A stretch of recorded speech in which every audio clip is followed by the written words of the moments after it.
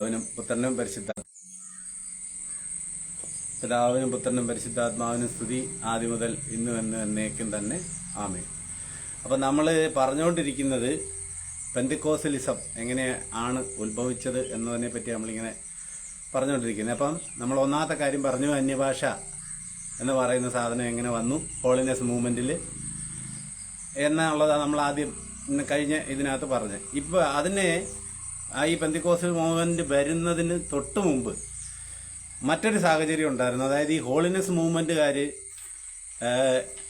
അമിതമായിട്ട് ഈ പ്രാർത്ഥന എന്ന് പറഞ്ഞു വെച്ചാൽ അമിതമായിട്ട് ഉള്ള ഇന്ന് നമ്മൾ കാണുന്ന പെന്തിക്കോസുകാർ പിന്തുടരുന്ന ഈ ഉപവാസം എന്ന് പറയുന്ന ഒരു പരിപാടിയിലോട്ടെത്തി. അതായത് ഇന്നിപ്പോൾ നമുക്കറിയാലോ, ഉപവാസം ഈ 3 ദിവസം ഉപവാസം, 20 ദിവസം ഉപവാസം, 21 ദിവസം ഉപവാസം, 40 ദിവസം ഉപവാസം, അങ്ങനെ ഉപവാസങ്ങൾ ഇന്നിപ്പം പലതുണ്ടല്ലോ. അപ്പം ഈ ഉപവസിച്ച് പ്രാർത്ഥിച്ച് വിളിച്ചു വരുത്തേണ്ടുന്ന ഒരാളാണ് പരിശുദ്ധാത്മാവ്. അല്ലെങ്കിൽ ഈ ഉപവസിച്ച് ഇങ്ങനെ പ്രാർത്ഥിക്കുക എന്നുള്ളതും ആ കാലഘട്ടം എത്തിയപ്പോഴത്തേന് പുതിയൊരു ഉപദേശമായിട്ട് വന്നു. അതായത് ഈ ഉപവാസ പ്രാർത്ഥന എന്ന് പറയുന്നത് വിശുദ്ധിയുടെ മറ്റൊരടയാളമായിട്ട് ഇവർ കാണാൻ തുടങ്ങി. അങ്ങനെ ഈ ഉപവാസം എന്ന് പറയുന്ന സംഭവവും സഭയിൽ കടന്നു വന്നു. അതും ഈ ഹോളിനെസ് മൂവ്മെന്റിന്റെ ഭാഗമായിട്ട് ആ ഹോളിനെസ് മൂവ്മെന്റുകാർ ഇങ്ങനെ പ്രചരിപ്പിച്ചുകൊണ്ടിരുന്ന ഒരു മറ്റ് സാധനമാണ്. ഇനി ഏറ്റവും പ്രധാനപ്പെട്ട ഒരു കാര്യം, ആദ്യ കാലഘട്ടങ്ങളിൽ പ്രൊട്ടസ്റ്റന്റ് മൂവ്മെന്റിന്റെ ആദ്യ കാലഘട്ടങ്ങളിൽ ഇവരെന്ന് പറഞ്ഞു കഴിഞ്ഞാൽ ഈ പ്രൊട്ടസ്റ്റന്റ് മൂവ്മെന്റിൽ ഉൾപ്പെട്ടവർ ആദ്യ കാലഘട്ടങ്ങളിൽ പ്രൈമാ സ്ക്രിപ്ചൂറ, സോള സ്ക്രിപ്ചൂറ എന്നൊക്കെയായിരുന്നു എന്നുള്ള രീതി ഉപയോഗിച്ചത്. അതായത് വ്യത്യാസം എന്താണെന്ന് ചോദിച്ചു കഴിഞ്ഞാൽ, ബൈബിൾ മതി എന്ന് പറയുമ്പോൾ തന്നെ ഈ ബൈബിളിനുള്ളിലെ കാര്യങ്ങളെ വ്യാഖ്യാനിച്ച് സഭാപിതാക്കന്മാരോ എഴുതിയിട്ടുള്ള ചരിത്രരേഖകളെ അവർ അവലംബിക്കുമായിരുന്നു. അപ്പം ഈ ചരിത്രരേഖകളെ അവലംബിക്കുന്നതായിരുന്ന ഒരു കാലഘട്ടത്തിൽ നിന്ന് ഇത് മാറി മാറി സോളോ സ്ക്രിപ്ചൂറയിലെത്തി. എന്ന് പറഞ്ഞാൽ ബൈബിളിനൊപ്പം ഈ പറഞ്ഞിരിക്കുന്ന കാര്യങ്ങളെ ഇതെങ്ങനെ ഇൻവോൾവ് ആയി വന്നു, അല്ലെങ്കിൽ ബൈബിളിൽ പറഞ്ഞിരിക്കുന്ന ഒരു കാര്യം അത് എന്താണ്, അതിന്റെ കോണ്ടക്സ്റ്റ് എന്താണ് എന്ന് അറിയാൻ, അതായത് കോണ്ടക്സ്റ്റ് അറിഞ്ഞ് വേണം ബൈബിൾ വ്യാഖ്യാനിക്കാൻ, അല്ലെങ്കിൽ അത് വ്യാഖ്യാനിച്ചുകൊണ്ടിരുന്നത് ആദിമ കാലഘട്ടത്തിൽ പ്രൊട്ടസ്റ്റന്റ് മൂവ്മെന്റിൽ. അപ്പോൾ അതിനകത്ത് ഈ ഓരോ കാര്യങ്ങളെ, ഇപ്പൊ ഉദാഹരണമായിട്ട് നമ്മൾ ബൈബിളിൽ കോഴി കൂവുന്നു, നീ കോഴി കൂവുന്നതിന് മുമ്പ് 3 പ്രാവശ്യം എന്നെ തള്ളിപ്പറയും എന്ന് കർത്താവ് പത്രോസിനോട് പറയുന്നുണ്ട്. അപ്പോൾ ഈ കോഴി കൂവുക യഥാർത്ഥത്തിൽ അങ്ങനെ ഒരു കാര്യമില്ല, കാരണം ജെറുസലേമിൽ കോഴിയില്ലായിരുന്നു. അപ്പൊ എന്താണ്, അപ്പം കോണ്ടക്സ്റ്റ് പഠിച്ച ഒരാൾക്കറിയാം ജെറുസലേമിൽ കോഴിയില്ലായിരുന്നെന്നും അത് കോഴി കൂവുന്നതല്ല എന്നും അതെന്താണ് എന്ന്. അങ്ങനെ ബൈബിളിനുള്ളിലെ പറഞ്ഞിരിക്കുന്ന കാര്യങ്ങളുടെ കോണ്ടക്സ്റ്റ് അറിയണമെങ്കിൽ അതിന് ഈ പറഞ്ഞിരിക്കുന്ന ആദ്യ കാലഘട്ടങ്ങളിൽ ഇതിനെ പറ്റി സഭാപിതാക്കന്മാർ എഴുതിയിരിക്കുന്ന കാര്യങ്ങളെ റെഫർ ചെയ്ത് അവർ പഠിക്കുമായിരുന്നു. അപ്പൊ അതിനനുസരിച്ചിട്ടായിരുന്നു ബൈബിള് അവർ വ്യാഖ്യാനിച്ചുകൊണ്ടിരുന്നതും അവർ പഠിച്ചുകൊണ്ടിരുന്നതും അങ്ങനെ ഒരു കാര്യത്തിലായിരുന്നു. അപ്പം അതിനുശേഷം ഈ 20-ാം നൂറ്റാണ്ടിന്റെ ആരംഭമായപ്പോഴത്തേക്കും ഈ കാര്യങ്ങൾ, അതായത് ഈ ബൈബിളിനുള്ളിലെ കോണ്ടക്സ്റ്റ് അറിയുന്നതിന് വേണ്ടി ചരിത്രരേഖകളോ അല്ലെങ്കിൽ ഇതിനോട് പുറത്തുള്ള രേഖകളോ ഒക്കെ ഉപയോഗിച്ച് എന്താണ് അവിടെ യഥാർത്ഥത്തിൽ പറഞ്ഞിരിക്കുന്നത്, അതിന്റെ കോണ്ടക്സ്റ്റ് എന്താണ്, പ്രീടെക്സ്റ്റ് എന്താണ്, ഓഡിയൻസ് റെലവൻസ് എന്താണ് എന്നുള്ള ഈ കാര്യങ്ങൾ പഠിക്കുന്നത് അവസാനിപ്പിച്ചിട്ട് ബൈബിൾ സോളോ സ്ക്രിപ്ചൂറ എന്ന ഒരു തീരുമാനത്തിലോട്ട് വന്നു. സോളോ സ്ക്രിപ്ചൂറ എന്ന് പറഞ്ഞു കഴിഞ്ഞാൽ ബൈബിൾ മാത്രം, പുറത്ത് ഒരു കാര്യം എടുക്കത്തില്ല, ബൈബിൾ മാത്രം. എന്നിട്ട് അവർ അതിനുണ്ടാക്കിയ ഒരു തിയറിയാണ് ബൈബിളിൽ ഒന്നിനും ഇണയില്ലാതിരിക്കില്ല എന്നുള്ള ഇതെടുത്ത് വെച്ചിട്ട്, ആ ഒരു വാക്യം എടുത്തു വെച്ചിട്ട് ഇതിന് ഇണ അപ്പം ബൈബിളിൽ എന്ത് പറഞ്ഞിട്ടുണ്ടോ അതിന് ഇണവാക്കി ഉണ്ടാവും. അപ്പം ബൈബിൾ വെച്ച് തന്നെ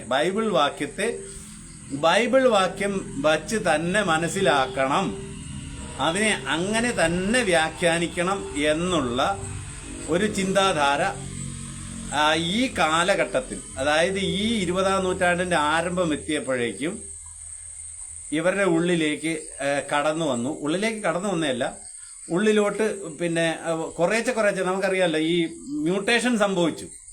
അതായത് ദൈവത്തിൽ നിന്ന് ഇവര് അകന്നു എന്ന് മാത്രമല്ല, ഇവര് കൊടിയ ദുരുപദേശങ്ങളിലേക്ക് നീങ്ങി. യഥാർത്ഥത്തിൽ ബൈബിൾ എന്ന് പറയുന്ന ആ പുസ്തകം സഭയോടൊപ്പം നിന്ന് വായിക്കേണ്ടതാണ്. കാരണം എന്ന് പറഞ്ഞു കഴിഞ്ഞാൽ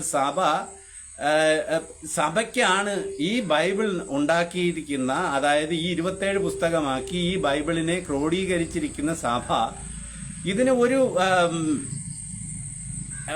ഇതിനൊരു കോണ്ടക്സ്റ്റ് ഉണ്ട്. അപ്പൊ സഭ ആ കോണ്ടക്സ്റ്റ് പഠിപ്പിച്ചതിന് ശേഷമാണ് ഈ സഭ ഈ ബൈബിളിനകത്തുള്ള പുതിയ നിയമത്തിലെ കാര്യങ്ങൾ പറയുന്നത്.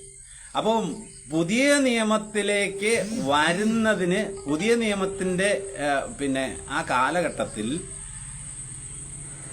ഈ പഴയ നിയമ പുസ്തകവും ഇതിന്റെ കൂടെ ചേർത്ത് വെച്ചതിന് സഭ ഉദ്ദേശിച്ച ഫലത്തിനേക്കാൾ ഇത് മാറി പഴയ നിയമത്തിന് അമിത പ്രാധാന്യവും പുതിയ നിയമം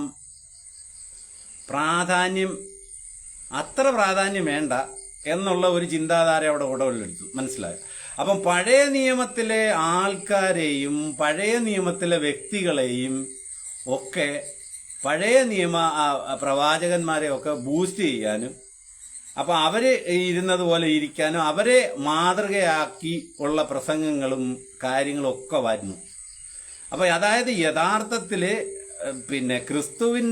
ക്രിസ്തുവിനെ പ്രഘോഷിക്കുന്നതിന് പകരം ഈ പഴയ നിയമത്തെ വളരെ പർവ്വതീകരിച്ചും, അതായത് നമ്മൾ പുതിയ നിയമത്തിന്റെ കോണ്ടക്സ്റ്റിൽ നിന്ന് കൃപയാലുള്ള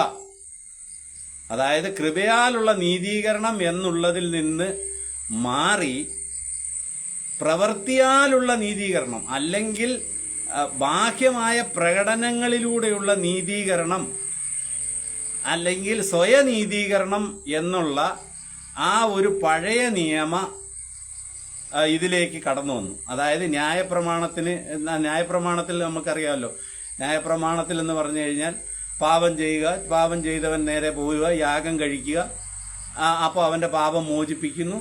അങ്ങനെയുള്ള ആ ഒരു പഴയ നിയമ സ്വയനീതീകരണം എന്നുള്ള ആ ഒരു ചിന്താധാരയിലേക്ക് 20-ാം നൂറ്റാണ്ട് വന്നപ്പോഴേക്കും, അതായത് ഈ പെന്തിക്കോസ്തലിസത്തിന്റെ ഉടലെടുപ്പിന്റെ ആരംഭമാവുമ്പോഴേക്കും ഇങ്ങനെ ഒരു ചിന്താധാരയും കൂടെ കടന്നു വന്നു. അത് കടന്നു വന്നത് ഈ ബൈബിൾ മാത്രം മതി, ബൈബിളിന് പുറത്തുള്ള ഒന്നും ഞങ്ങൾക്ക് സ്വീകാര്യമല്ല എന്നുള്ള ഒരു ചിന്താധാരയും കൂടെ അവിടെ കടന്നു വന്നു. അപ്പോൾ ഈ ഒരു ചിന്താധാരയും കൂടെ കടന്നു വന്നപ്പോഴാണ് യഥാർത്ഥത്തിൽ ഈ പെന്തിക്കോസ്ത് പ്രസ്ഥാനം ആരംഭിക്കുന്നതിന് മുമ്പുള്ള ഹോളിനെസ് മൂവ്മെന്റിന്റെ ഒരു പ്രവർത്തനമായിരുന്നത്. അവിടം വരെ എത്തുമ്പോഴേക്കും ബൈബിൾ എലോൺ, വാക്യത്തെ ഇന്നിപ്പോ നമ്മൾ പലരും പെന്തിക്കോസ്തുകാർ പറയുന്നിട്ടുണ്ട്, വചനം കൊണ്ട് മാത്രം വ്യാഖ്യാനിക്കണം എന്ന്. യഥാർത്ഥത്തിൽ അങ്ങനെ ഒരു ചിന്താധാര വന്നത് ഈ ഹോളിനെസ് മൂവ്മെന്റിന്റെ അവസാന കാലഘട്ടം എത്തിയപ്പോഴേക്കും വന്ന ഒരു ചിന്താധാരയാണ്. അതുകൊണ്ടാണ് നമ്മൾ പലപ്പോഴും കണ്ടിട്ടുള്ള ബ്രദറൻകാരെന്നൊക്കെ പറഞ്ഞു കഴിഞ്ഞാൽ ഇവരെക്കാട്ടി കുറച്ചുകൂടെ നല്ലവരാണ്. കാരണം എന്ന് പറഞ്ഞു കഴിഞ്ഞാൽ അവര് ഈ എഴുത്തുകൾ, അവരുടെ ഈ പറഞ്ഞ ബൈബിൾ കോണ്ടക്സ്റ്റിനെ വിശദീകരിച്ചിട്ടുള്ള എഴുത്തുകൾ, അപ്പൊ അവരത് റെഫർ ചെയ്യും. അതിനിപ്പോ ഇപ്പോഴുള്ളവരായാലും പഴയവരായാലും അവരുടെ തന്നെ ആൾക്കാർ എഴുതിയതായാലും. അപ്പം ബൈബിളിന്റെ കോണ്ടക്സ്റ്റ് മനസ്സിലാക്കാൻ അവരെഴുത്തുകൾ ഉപയോഗിച്ചു. അതേസമയം അത് പെന്തിക്കോസ്തലിസത്തിലേക്ക് വന്നു കഴിഞ്ഞപ്പോ ഒന്നിനും ഇണയില്ലാതിരിക്കില്ല എന്നുള്ള ഒരു ചിന്താധാര വന്നു. അതായത് ഈ ബൈബിൾ ഏത് വാക്യം എടുത്താലും അതിനൊരു ഇണവാക്യം ബൈബിളിലുണ്ടാവും. അപ്പൊ അത് രണ്ടും കൂടെ കമ്പയർ ചെയ്തിട്ടാണ് ഇവര് ഒരു ആശയം പറഞ്ഞ് ഇങ്ങനെ വരുന്നത്. അപ്പം ആ ഒരു പ്രവൃത്തി ഈ 20-ാം നൂറ്റാണ്ടിന്റെ ആരംഭം, ഹോളിനെസ് മൂവ്മെന്റ് വഴി 20-ാം നൂറ്റാണ്ടിന്റെ ആരംഭമായപ്പോഴേക്കും സഭ ഇവരുടെ ഇടയിൽ കടന്നു വന്നു. അപ്പൊ രണ്ട് കാര്യമാണ്. ഒന്ന്, ദിവസങ്ങളോളം ഉപവസിച്ച് പ്രാർത്ഥിക്കുക എന്നുള്ള, അതായത് വിശുദ്ധീകരണം, സ്വയനീതീകരണത്തിലൂടെ രക്ഷയുണ്ടാവും എന്നുള്ള, അതായത് കൃപയാലുള്ള നീതി രക്ഷ എന്നുള്ളത് അവരെ പ്രവൃത്തിയിലുള്ള നീതീകരണം അല്ലെങ്കിൽ പ്രവൃത്തിയിലൂടെയുള്ള രക്ഷ എന്നുള്ള ഒരു രീതിയിലേക്ക് 20-ാം നൂറ്റാണ്ടായപ്പോഴേക്കും മാറി. ആ ചിന്താധാര മാറി. അതാ ഞാൻ പറഞ്ഞ മ്യൂട്ടേഷൻ സംഭവിച്ചു. അപ്പോൾ ബൈബിളിനെ കാണുന്ന കാഴ്ചപ്പാട്, അതായത് പ്രൊട്ടസ്റ്റന്റ് മൂവ്മെന്റിലൂടെ ഉണ്ടായത് ഈ ഹോളിനെസ് മൂവ്മെന്റിലേക്ക് എത്തിയപ്പോഴേക്കും ബൈബിളിനെ കാണുന്ന കാഴ്ചപ്പാടേ മാറി. അങ്ങനെ ഇവിടെ എത്തിയപ്പോഴേക്കും കാഴ്ചപ്പാട് മാറി. അതും ഈ പറഞ്ഞിരിക്കുന്ന പെന്തക്കോസ്റ്റലിസം എന്ന് പറയുന്ന ഒരു പരിപാടി ആരംഭിക്കുന്നതിന് കാരണമായിട്ട് മാറി. Thank you. ഇതുവരെ എന്നെ കണ്ടതിന് നന്ദി. നമുക്കിനി ഇതിൻ്റെ ബാക്കി, അതായത് എവിടെയാണ് പെന്തക്കോസ്റ്റലിസം ആദ്യമായി ആരംഭിക്കുന്നത് എന്നുള്ളത് നമുക്ക് ഇനി അടുത്ത പ്രാവശ്യം ചർച്ച ചെയ്യാം. കാരണം ഇത് ഈ രണ്ടെണ്ണം പറഞ്ഞ എന്തിനാണെന്ന് ചോദിച്ചാൽ, ഈ രണ്ട് പാർട്ടായിട്ട് ഞാനിത് പറഞ്ഞ എന്തിനാണെന്ന് ചോദിച്ചു കഴിഞ്ഞാൽ, നമുക്ക് ഇത് ഈ പെന്തക്കോസ്റ്റലിസം എങ്ങനെ വന്നു, കാരണം പലപ്പോഴും ഇവർ പറയുന്നത് ഞങ്ങൾ പ്രൊട്ടസ്റ്റന്റുകാരാണെന്നാണ്. അപ്പം പെന്തക്കോസ്റ്റലിസം എന്ന് പറയുന്നത് ഒരു പ്രൊട്ടസ്റ്റന്റും അല്ല.